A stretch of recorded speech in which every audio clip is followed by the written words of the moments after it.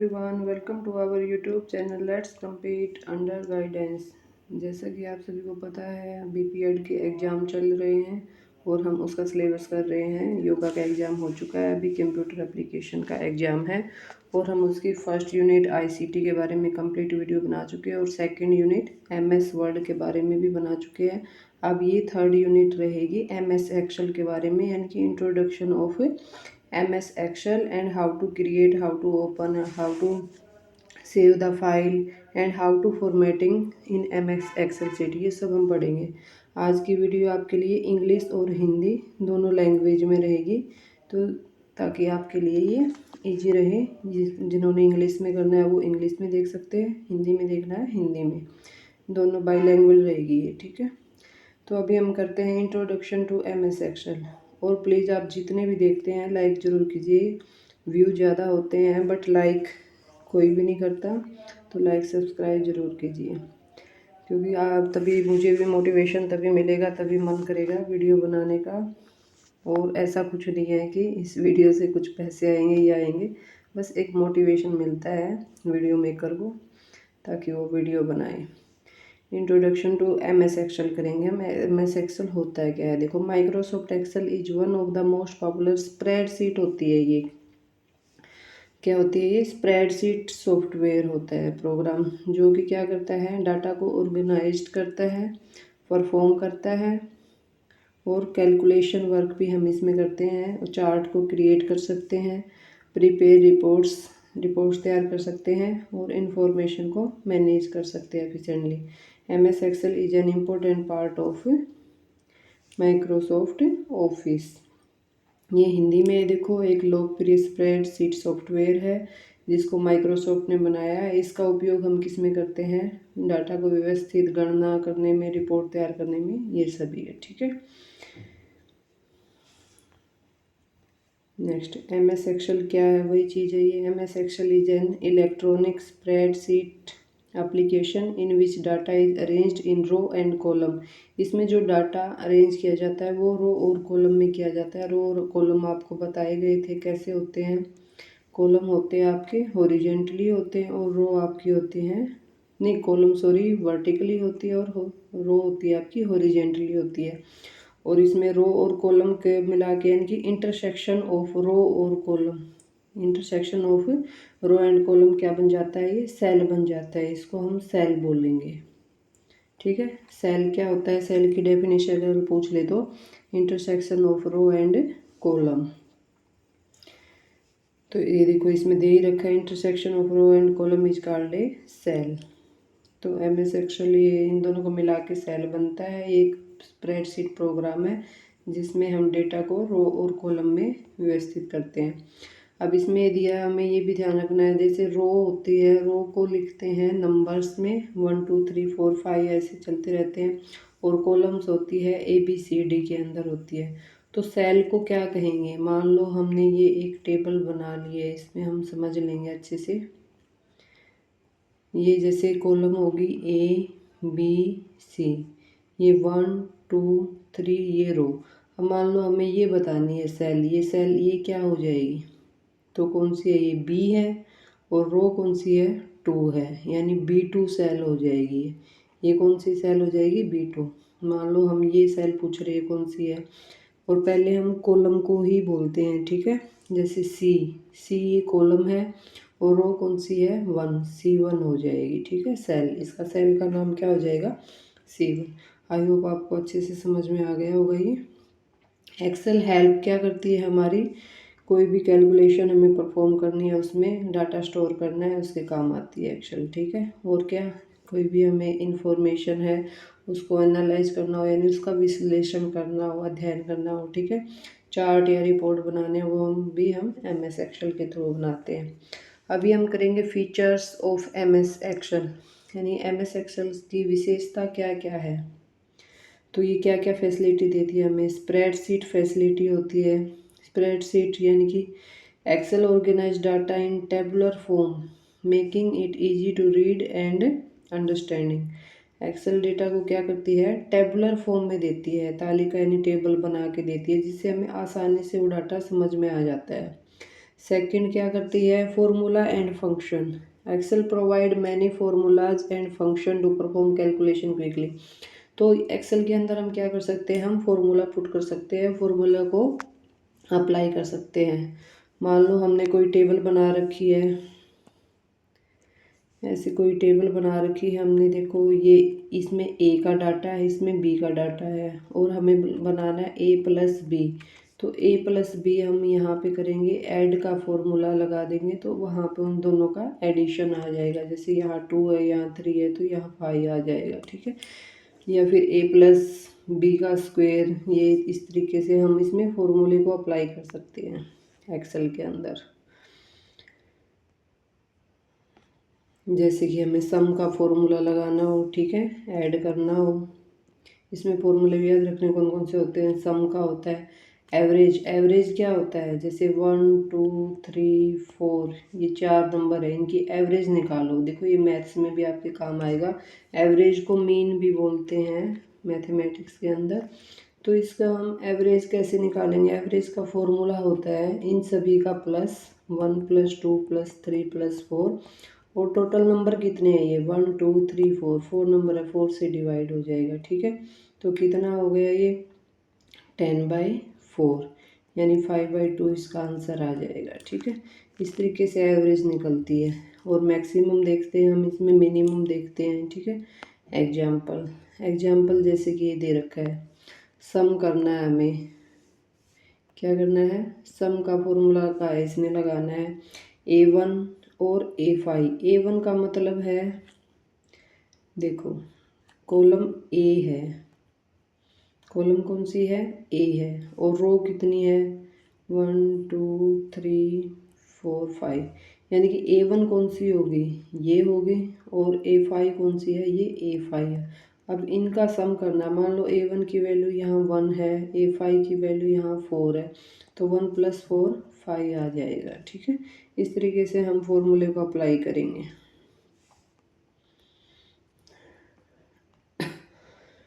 Charts and graph. Chart and graph यानी कि Excel allows user to present data graphically, यानी कि Excel हमें परमिशन देता है, अलाउ करता है कि हम अपने कोई भी अपना डाटा है उसको ग्राफिकल के थ्रू भी, यानी कि चार्ट या ग्राफ के थ्रू भी हम उसको प्रेजेंट कर सकते हैं।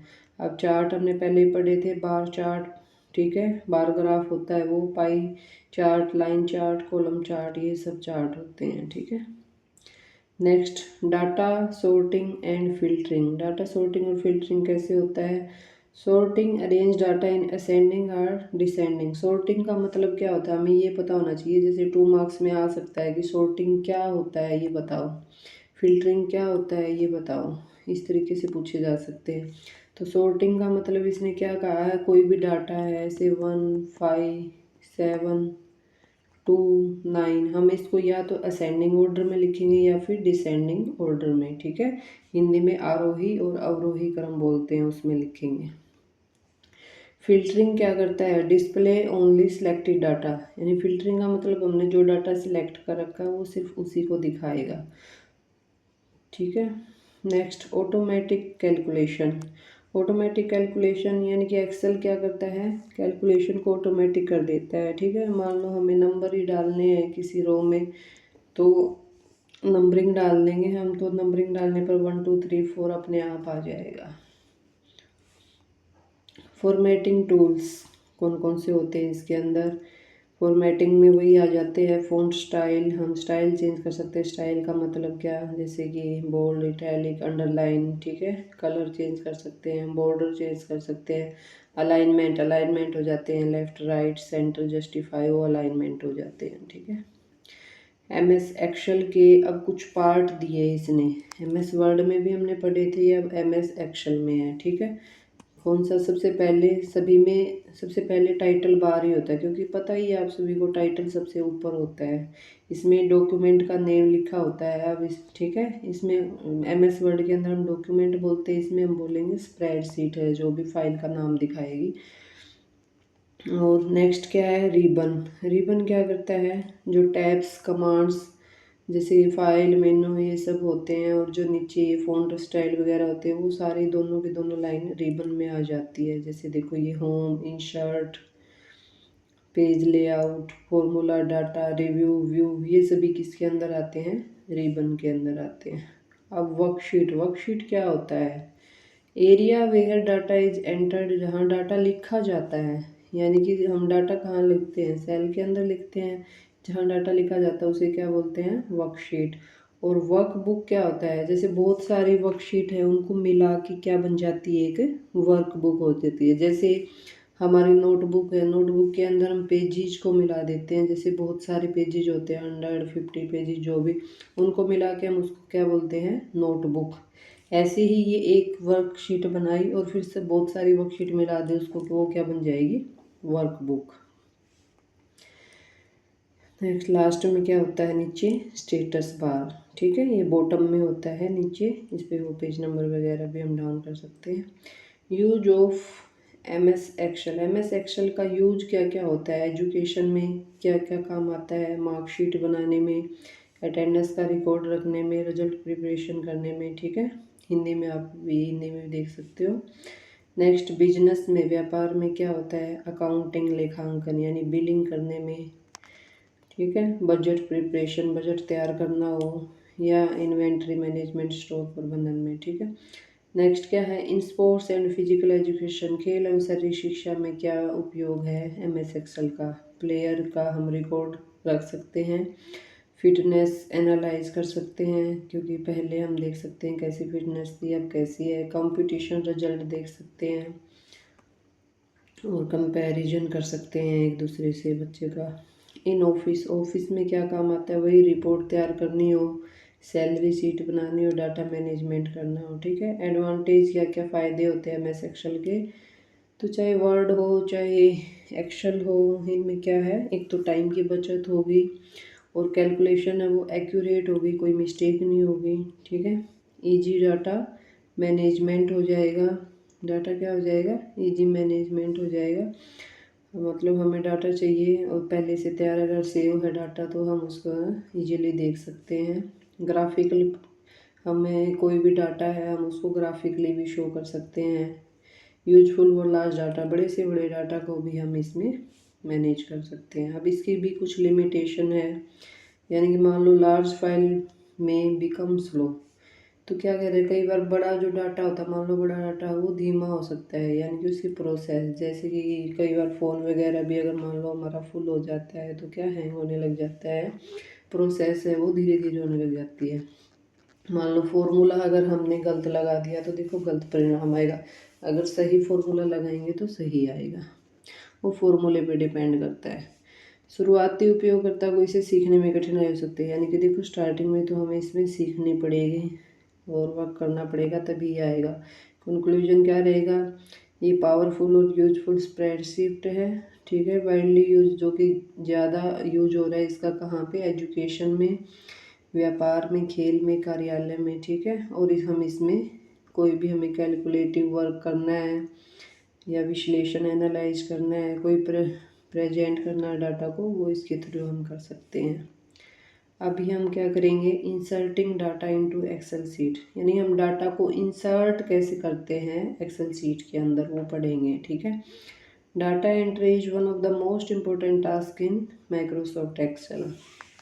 इसने कहा है जो डाटा है वो महत्वपूर्ण कार्यों में से एक है, तो हम इसमें कैसे एंटर करेंगे, टेक्स्ट, हम इसमें टेक्स्ट कर लिख सकते हैं, नंबर डाल सकते हैं, डेट डाल सकते हैं, कोई फॉर्मूला भी डाल सकते हैं और कोई अदर इन्फॉर्मेशन भी हम सेल्स में एंटर कर सकते हैं, ठीक है, इंसर्ट कर सकते हैं। अब देखो आ गया व्हाट इज सेल, सेल क्या होता है, सबसे पहले तो यही पता होना चाहिए, हमने पढ़ा था सेल क्या होता है, एक बॉक्स होता है जो कि रो और कॉलम के इंटरसेक्शन से बना हुआ है। हमने A1 B1 B2 C3 ये पढ़ा था। A1 का मतलब पहली कॉलम है और ये पहली रो है, B2 का मतलब दूसरी रो दूसरी कॉलम है, ठीक है, C3 तीसरी रो तीसरी कॉलम है। ऐसे रो कॉलम है उनसे मिलके सेल बनता है, ये एग्जाम्पल ये इसने दिया है कुछ। Next what is a cell, ये तो हो गया।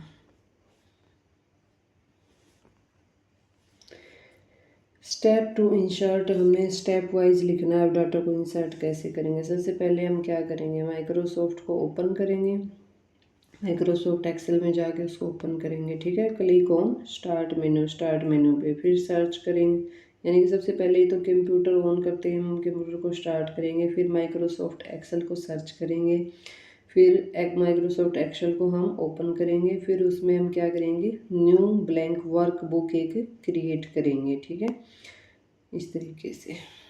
फिर हम सेल सेलेक्ट करेंगे जिसके अंदर हमें डाटा लिखना है, जिस सेल में डाटा लिखना है हमें उस सेल पर क्लिक करेंगे। जैसे कि मान लो हमें A1 में पहले वाले बॉक्स में ही लिखना है, उस पर क्लिक करेंगे तो उसके अंदर हम डाटा लिख सकते हैं। डाटा भी किस किस रूप में, हम उसके अंदर अल्फ़ाबेटिक लिख सकते हैं, ABCD, जो भी आपका नेम लिख दिया, जैसे राहुल लिख दिया, ठीक है, और डेट लिख सकते हैं, टाइम लिख सकते हैं, फॉर्मूला लिख सकते हैं, ये सब चीज़ें हम उसमें लिख सकते हैं। जैसे एग्जाम्पल किसी का नेम लिख दिया, नंबर लिख दिया, ये डेट लिख दी, सम, ये फॉर्मूला लगा दिया, A1 से लेके A5 तक उन सभी को प्लस कर देंगे। प्रेस एंटर, फिर क्या करेंगे, हम उसमें लिखने के बाद एंटर कर देंगे, ठीक है, यानी कि वो डाटा क्या हो जाएगा, सेव हो जाएगा, और हमारा जो कर्सर है वो अगली पंक्ति में यानी अगली रो में चला जाएगा।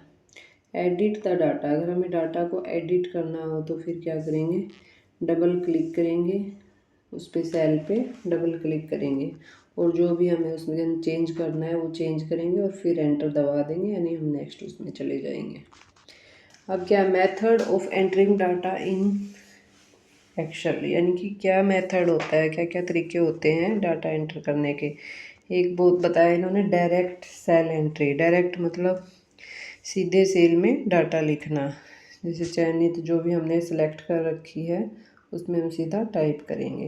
नेक्स्ट है formula bar entry, formula entry में सेल को सिलेक्ट करेंगे, type the data in formula bar, जो डाटा उसको फॉर्मूला बार में लिखेंगे और एंटर कर देंगे, ठीक है।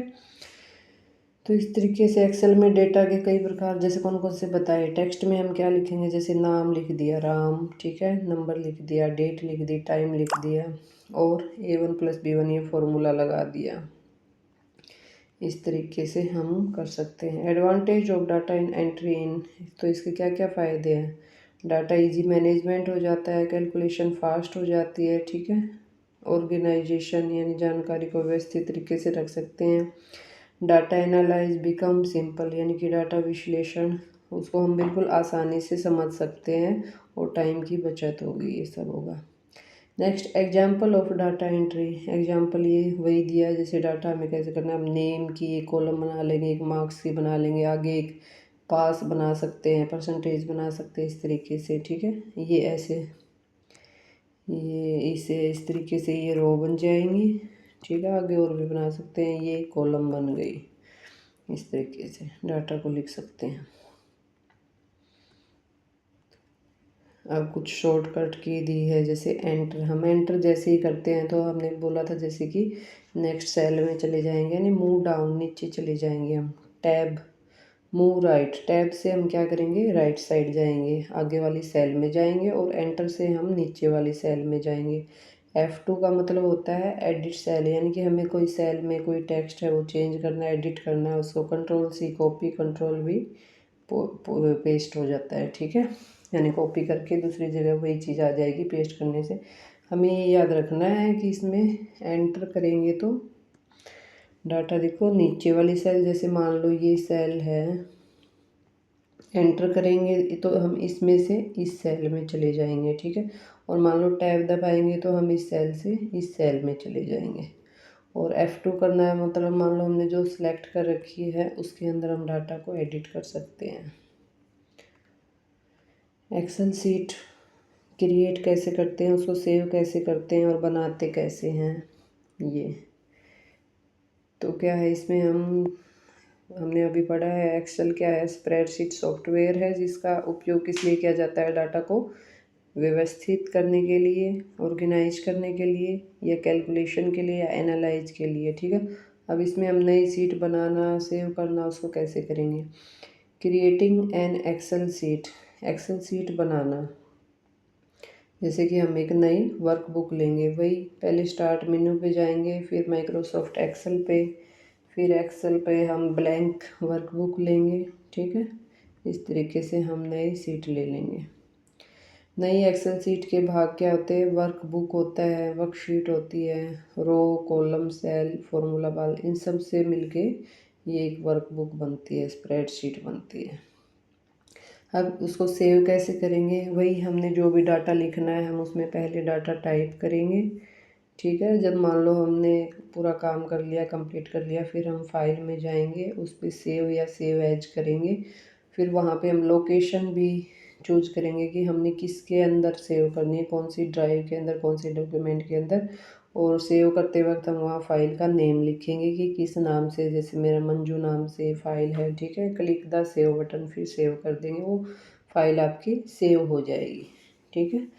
और पुरानी फेल यानी कि वही डिफरेंस दिया इसने सेव और सेव एज में क्या है, अपडेट द एग्जिटिंग फाइल, यानी पुरानी फाइल को अपडेट करता है सेव, और सेव एज फाइल की नई कॉपी बनाता है।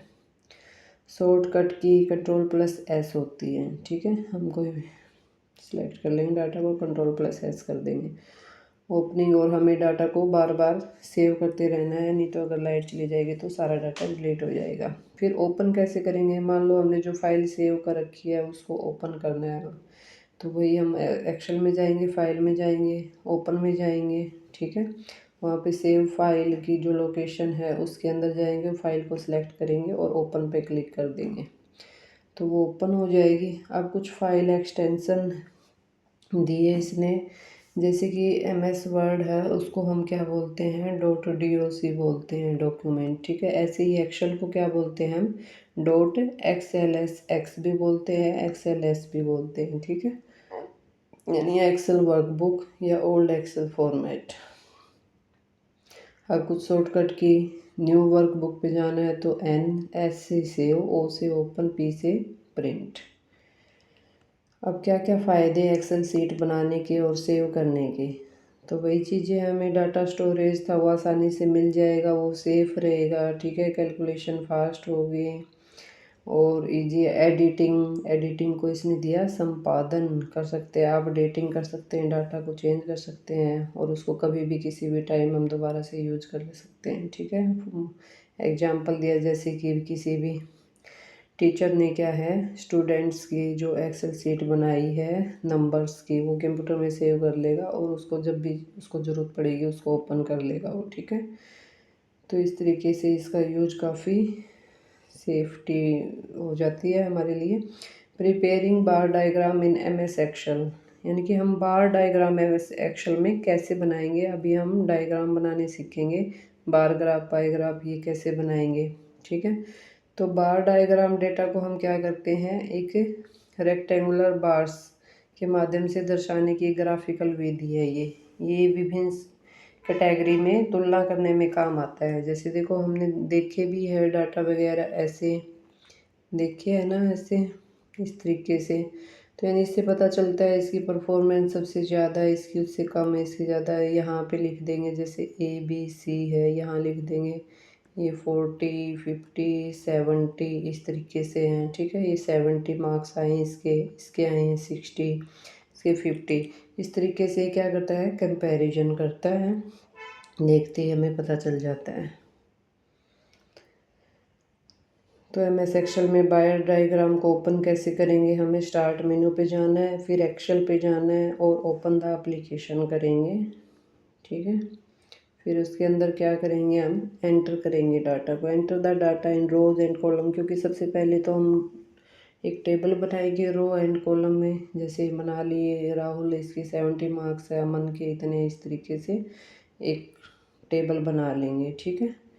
फिर उसको बार ग्राफ में कैसे करेंगे, जैसे हमने फिर उस डाटा को जो भी हमने बनाया है सभी को सिलेक्ट कर लेंगे, और फिर हम जाएंगे इंसर्ट टैब के अंदर, ठीक है। इंसर्ट टैब फ्रॉम द मेनू बार के अंदर इंसर्ट टैब, उसमें जाएंगे और वहाँ पे जाके हम बार चार्ट को चूज करेंगे, बार चार्ट पर क्लिक करेंगे। बार चार्ट में भी जैसे 2-3 तरह का होता है, ये 2D 3D और क्लस्टर्ड, हमने कौन सा चाहिए हम उस पर क्लिक करेंगे, ठीक है। देखो पहले तो हमें फाइल में न्यू डॉक्यूमेंट में जाके हमें कोई भी डेटा तैयार करना, टेबल बनानी है, ठीक है। फिर हम उसको सिलेक्ट करके फिर उसमें किस में जाएंगे, हम इंसर्ट में जाएंगे, ठीक है। मेनू बार के अंदर इंसर्ट में, वहाँ पे बार चार्ट में जाके हम क्लिक करेंगे हमें जो भी चाहिए, फिर उसी फॉर्म में वो ग्राफ तैयार हो जाता है, ठीक है, उसी में हो जाता है।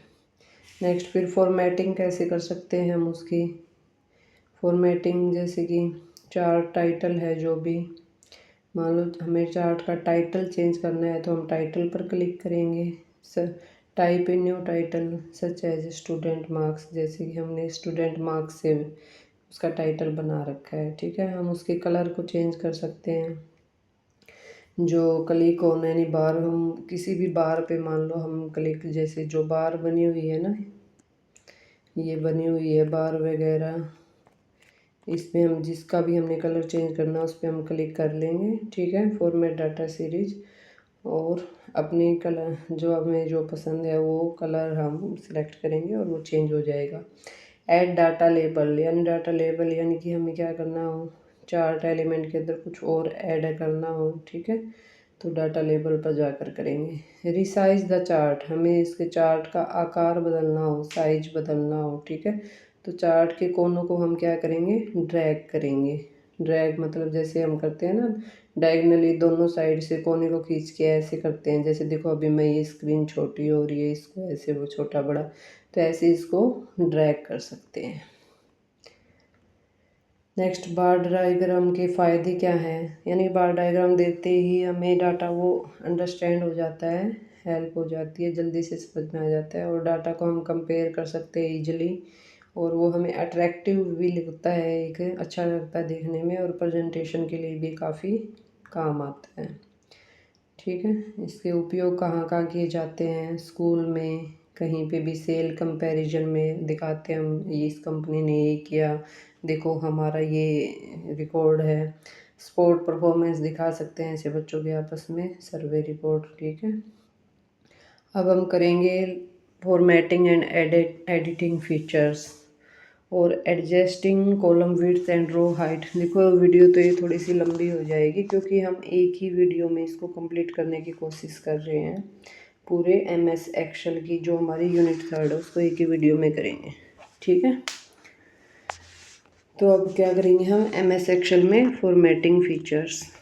फॉर्मेटिंग का अर्थ क्या है, हम उसको किसी भी, जैसे MS वर्ड में भी हमने पढ़ा था, डाटा को जो हमने बनाया है उसको अट्रैक्टिव वे में बनाने के लिए और हमारे पढ़ने के लिए आसान बने, ठीक है, उस तरीके से। अब फ़ॉन्ट फॉर्मेटिंग कर सकते हैं हम, यानी कि उसका स्टाइल चेंज कर सकते हैं। ये सब चीज़ें हम MS वर्ड में पढ़ चुके हैं, इसलिए इन पे ज़्यादा टाइम नहीं लगाएंगे। वही चीज़ें है ये, font style, font size, bold, italic, underline कैसे करेंगे। होम टैब में जाएंगे, फ़ॉन्ट ग्रुप में जाएंगे और वहाँ पे आपको जो भी चूज़ करना है वो करेंगे, ठीक है। ऐसे अलाइनमेंट में हम टेक्स्ट को सेल के अंदर हमें लेफ़्ट साइड लिखना है। अब ये एक सेल है, ठीक है, इसमें हमें लेफ़्ट साइड लिखना है या राइट साइड लिखना है या सेंटर में लिखना है, इस तरीके से हम इसको भी सिलेक्ट कर लेंगे। और मिडल, देखो इसमें लेफ़्ट, सेंटर, राइट, और उसमें जस्टिफाई 4 थे, बट इसमें क्या है, left, centre, right, top align, middle align और बॉटम अलाइन, ये है।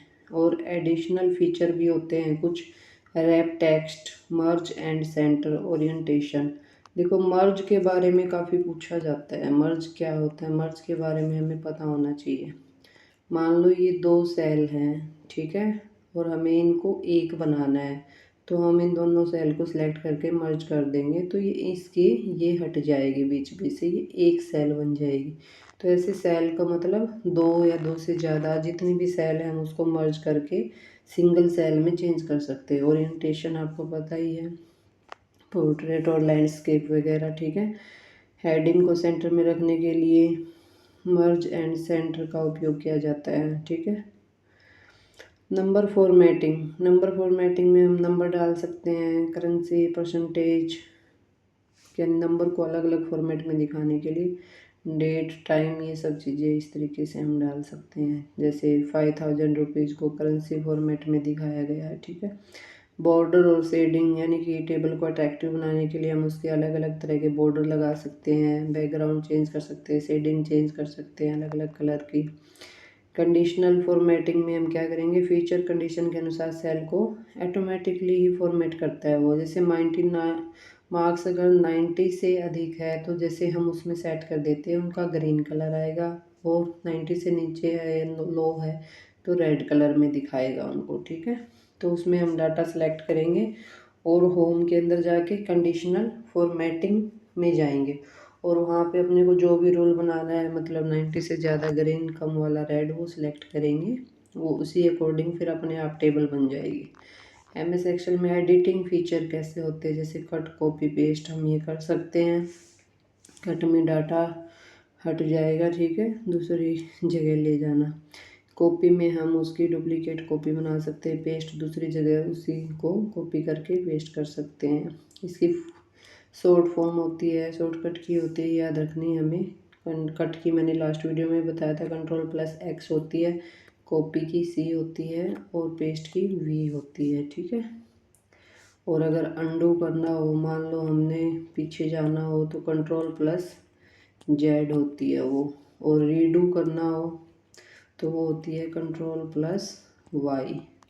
ठीक है, रीडू के लिए, फाइंड के लिए F, रिप्लेस के लिए H होती है। ये देखो आई गई, अंडू और रीडू गई, मैंने देखा भी नहीं था, ये इसके नीचे ही है, तो Ctrl+Z+Y ये मैंने बता ही दिया आपको। नेक्स्ट देखो, फाइंड रिप्लेस भी आ चुकी है, ये मैं वैसे ही बता रही थी आपको। फाइंड के लिए Ctrl+F, मान लो हमें कोई भी चीज़ ढूंढनी है, मतलब मान लो कोई हमने बड़ा सा पैराग्राफ लिख रखा है, लेटर लिख रखा है, और उसमें हमने ही को ही सर्च करना है, यानी ही को सर्च करना है। ठीक है, तो हम फाइंड में जाके ही लिख देंगे, जहाँ जहाँ ही होगा वो हमें दिखा देगा।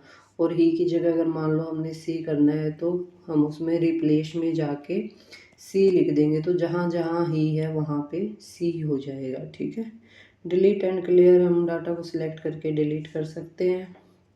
ऑटोफिल फीचर, ऑटोफिल फीचर में क्या है, सीरीज है जो ऑटोमेटिकली फिल हो जाती है। जैसे मंडे के बाद ट्यूसडे, वेडनेसडे, ये अपने आप हो जाएगी फिल अगर हम ऑटोमेटिक लगा देंगे। ठीक है, adjusting column with width and row height, यानी कि अगर मान लो हमने कॉलम ये होती है, ठीक है, और हमने इस कॉलम की विड्थ बढ़ानी है इस साइड, जैसे हमें इसको ऐसे करना है तो विड्थ बढ़ा सकते हो। और रो की हम क्या करते हैं, जैसे ये रो है, सॉरी ये रो है, मान लो हमें इसकी हाइट बढ़ानी है। ठीक है, तो ऐसे हाइट बढ़ानी है हमें इसकी, तो वो कैसे करेंगे, एडजस्ट कैसे करेंगे।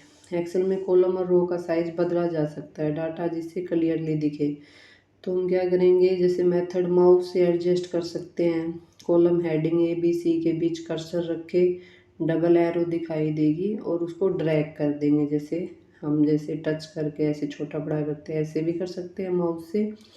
ठीक है, नेक्स्ट इसने ऑटो फिट कॉलम विड्थ कहा है। ऑटो फिट यानी कि कॉलम सेलेक्ट कर लें और उसमें हम डबल क्लिक करके ऑटोमेटिकली विड्थ एडजस्ट हो जाएगी अपने आप। ठीक है, मेनू में जाके भी हम कर सकते हैं। होम टैब के अंदर जाके कॉलम विड्थ चुनेंगे, और जितनी भी हमें उसके अंदर वैल्यू डालनी है वो हम डाल सकते हैं। इस तरीके से ऐसे ही रो की हाइट कर सकते हैं, हम माउस से कर सकते हैं, ड्रैग करके ऑटो फिट कर सकते हैं। ठीक है, या फिर होम टैब में उसी तरह जाके रो की हाइट करके वैल्यू कर दें मेन्यू में जाके। ठीक है, दोनों के तरीके सेम ही हैं। अब इम्पोर्टेंस ऑफ एडजस्टिंग रो, यानी कि हम रो और कॉलम को एडजस्ट करते हैं, चेंज करते हैं, तो उसका क्या महत्व है उसका। तो उससे क्या होगा, मान लो एक बिल्कुल पतली सी रो हो है, इसमें हमें कुछ लिख रखा, डाटा अच्छे से दिखता ही नहीं, एक हम उसकी रो की हाइट बढ़ा देंगे और इसमें अब हम लिखेंगे तो हमें डाटा बिल्कुल इजीली शो दिखाई देगा। ठीक है, वर्कशीट नीट एंड और अट्रैक्टिव लगेगी, लार्ज टेक्स्ट आसानी से पढ़े जा सकते हैं, प्रिंटिंग में भी आसानी रहेगी, प्रिंटिंग भी बिल्कुल साफ क्लियर निकलेगी। अब MS एक्सेल के अंदर चार्ट क्या क्या, जैसे कि चार्ट के क्या फ़ायदे हैं, डाटा विजुअलाइजेशन हो जाता आसानी से, कंपैरिजन कर सकते हैं, प्रेजेंटेशन अट्रैक्टिव लगती है। ठीक है, अब बाकी और कौन से चार्ट थे एक्सेल के अंदर, कॉलम चार्ट। कॉलम चार्ट क्या बताया है, जिससे वर्टिकली बार द डाटा द्वारा डाटा दिखाया जाता है, वर्टिकली बार वही कॉलम की तरह। ठीक है, वो होता है। अब बार चार्ट, बार चार्ट क्या होता है, हॉरिजेंटली बार का उपयोग इसमें हम करते हैं। ठीक है, पाई चार्ट होता है सर्कल के अंदर करते हैं, मैंने कल भी बताया था पाई चार्ट ऐसे होता है, ठीक है। जैसे ये हमने बता दिया, ये आपका ये बीच में से जाएगी। जैसे मान लो 40% है कोई डाटा, ये भी 40 है, ये 20 है, ठीक है, ये 10 है। इस तरीके से वो डाटा को शो करता है कि कितने परसेंटेज क्या चीज़ है सर्कल के अंदर। लाइन चार्ट क्या हो जाएगा, लाइन चार्ट होता है टाइम के अनुसार, ये होता है जैसे कि टाइम के अनुसार कोई चीज़ बढ़ रही है घट रही है, ये लाइन चार्ट हो जाएगा। एरिया चार्ट लाइन चार्ट जैसा ही होता है लेकिन एरिया कलर से भरा होता है, बस जो एरिया है वहाँ पे उसको कलर और फील होता है उसमें। नेक्स्ट स्कैटर चार्ट पॉइंट्स के रूप में दिखाता है ये, ठीक है। रिलेशनशिप डिस्ट्रीब्यूट, ये ऐसे ऐसे ऐसे ऐसे दिखाएगा पॉइंट्स के रूप में। चार्ट बनाने के क्या क्या स्टेप हैं, वही डाटा को सिलेक्ट करेंगे, इंसर्ट टैब में जाएंगे और फिर वहाँ पे हम चार्ट की टाइप चूज करेंगे, हमें चार्ट कैसे बनाना है, ठीक है। हमने बार चार्ट बनाना है, कॉलम चार्ट बनाना है या पाई चार्ट बनाना है, उसको हम सिलेक्ट करेंगे। अब चार्ट के भी कुछ पार्ट बताए इसने क्या क्या होते हैं, तो न्यू चार्ट में हम टाइटल ज़रूरी है, एक्सिस, लीजेंड यानी कि डाटा सीरीज, ग्रिड लाइंस वगैरह ये सब देने हैं। ग्रिड लाइंस हो गई, ठीक है। एक्सिस मतलब ये होती है, ठीक है, यहाँ पे जो हम डाटा शो करते हैं। और संकेतक जैसे कि मान लो हमने किसी में ब्लू कलर दिखा दिया, किसी में हमने ग्रीन दिखा दिया, ये उसको करता है। ग्रिड लाइन होती है ऐसे सेल की तरह रो कॉलम से बन के। अब चार्ट में एडिटिंग कैसे करेंगे, तो हम चेंज चार्ट टाइप चेंज कर सकते हैं, चार्ट का टाइटल चेंज कर सकते हैं, कलर चेंज कर सकते हैं, ऐड लेबल्स यानी उस पर अलग से और कोई टाइटल डाल के नेम डाल के साइज उसका चेंज कर सकते हैं। इस तरीके से हम चार्ट सेलेक्ट करेंगे और उसमें डिज़ाइन टैब का उपयोग करेंगे। इस तरीके से जो फॉर्मेटिंग और एडिटिंग हमने पढ़ी है वो क्या है, प्रोफेशनल और यूजर फ्रेंडली बनाती है हमें। और कॉलम और विड्थ की जो रो हाइट एडजस्ट करनी है तो उससे हमें डाटा क्या दिखाई देगा, बिल्कुल क्लियर दिखाई देगा। और ग्राफिकली फॉर्म में हम चार्ट को प्रेजेंट कर सकते हैं, कोई भी टेबल हमने उसको एक अच्छे तरीके से दिखा सकते हैं ताकि हमारी प्रेजेंटेशन अट्रैक्टिव लगे, ठीक है। तो इन सब चीज़ों की नॉलेज हमें होनी ज़रूरी है, तभी हम ये सब काम MS एक्सेल के अंदर कर सकते हैं। तो कंप्लीट MS एक्सेल के बारे में जो कुछ भी था वो हमने इस वीडियो में कवर कर लिया है।